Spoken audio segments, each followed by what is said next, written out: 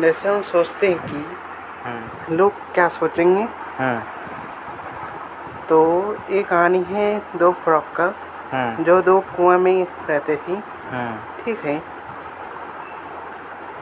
एक दिन दोनों सोचे कि इस कुआं से बाहर आके दूसरे कुएं में जाया जाए क्योंकि वहाँ पर पानी था।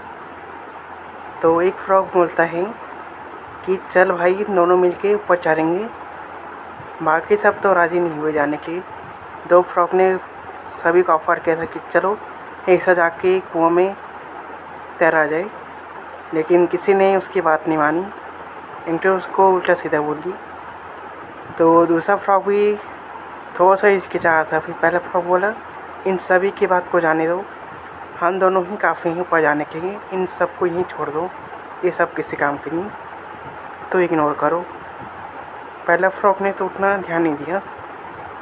लोगों ने बहुत कुछ बोला, ये वो। पहला फ्रॉक तो बहुत ध्यान दिया, सुन रहा था। लेकिन दूसरा फ्रॉक को कोई फ़र्क नहीं पड़ा, शांति से चढ़ता रहा। लेकिन पहला फ्रॉक सुन के आखिर में खुद गिर गया, या फिर वो चढ़ने की कोशिश कर, दूसरा फ्रॉक भी गिरा रहा था उसको, नीचे वाले फ्रॉक। लेकिन एंड में एक चीज़ ट्विस्ट होते हैं कि आखिरी में वो पहला फ्रॉक ही दूसरे कुएं में पहुंच जाते, पर पहला फ्रॉक जो उसके सेकंड में ही था वो नीचे ही रह जाते। क्यों? क्योंकि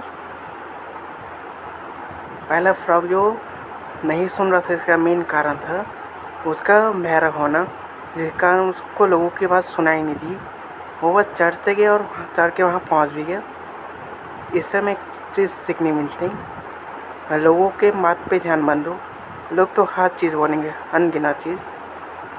लेकिन अगर फ्रॉक जैसा करेंगे कि लोगों की बात अनसुना करके या वो फालतू बात को इग्नोर करके बस चलते रहें, तो हर कोई सक्सेस तक पहुँच सकते हैं। लेकिन रियलिटी ये है कि सब वो पहला फ्रॉक जैसे सुन के गिर जाते हैं या लोग गिरा देते हैं।